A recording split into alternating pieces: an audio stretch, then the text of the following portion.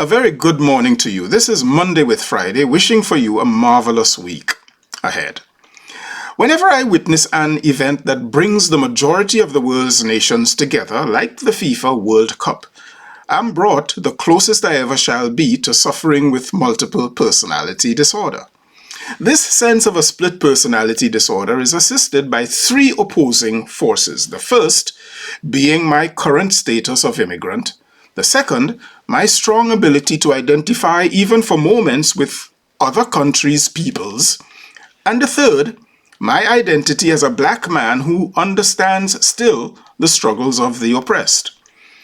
In international games, especially when no team from the Caribbean is competing, I am never quite sure for whom to root. That's with the clear exception of any team or contestant from an African nation. Now, I may be an immigrant to America, but before that I was an immigrant to Jamaica. Given the inexpressibly bittersweet emotions that erupt within me whenever I land on the African continent, which my Indian friends tell me happens to them as well when they land in India, I know that I am also a spiritual and cultural immigrant from Africa, although I was born in Trinidad and Tobago. While football teams sing their national anthems as they prepare for battle on the football field, I find myself transported even for moments to identify with them in sharing their national pride. I can't explain it, except that deep down I truly desire world peace and unity, a unity and peace which might come if each country of the world and their people could feel a kinship with every other country of the world and their people.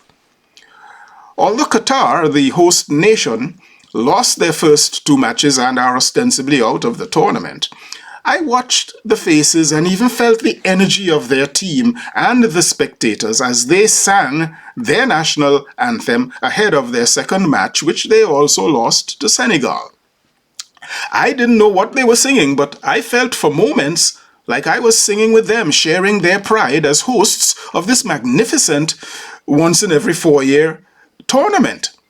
I had the same sense of identity with the Iranian team as they refused to sing their national anthem to protest the treatment, or more accurately, the status of females back home. I joined them in their strident refusal to sing and their protest.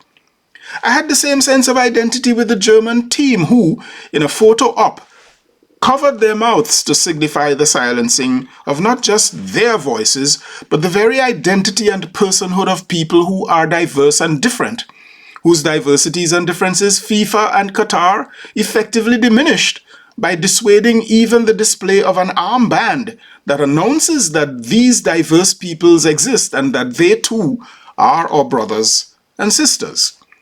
I continue to maintain that we do not know the half about human sexuality. I chuckle whenever I hear somebody staunchly declare there are only two genders, because I learned that there are actually three: masculine, feminine, and neuter.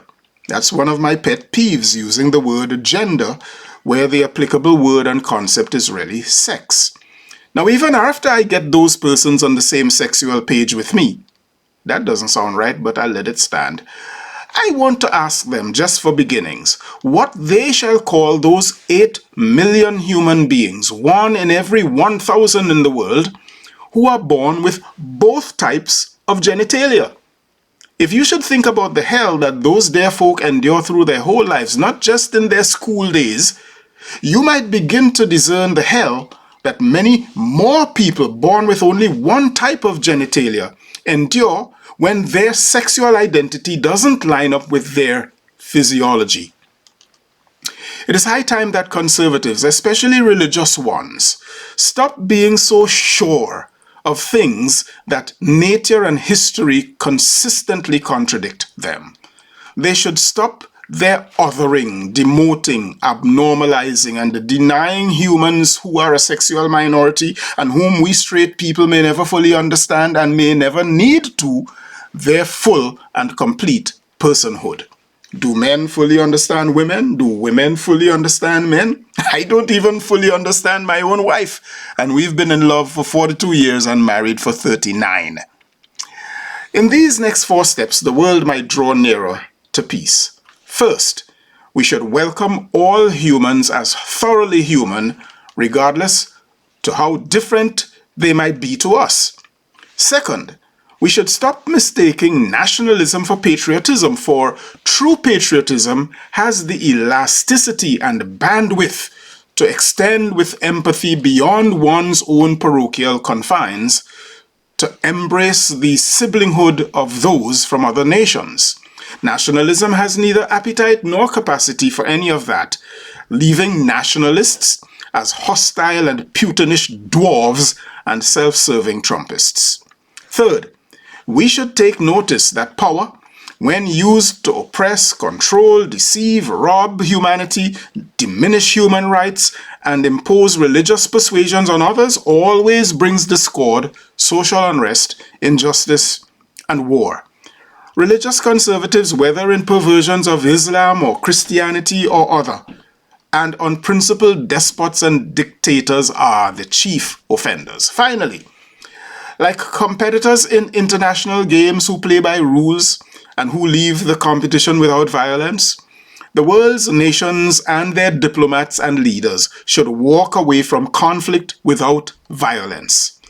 Unlike on the football field, we have the advantage of pursuing wins for both sides if we would manage conflict maturely and graciously. I am Michael Friday, and your week just got better. I'll see you again next week. Happy Monday all the way to the goal of Friday and your weekend.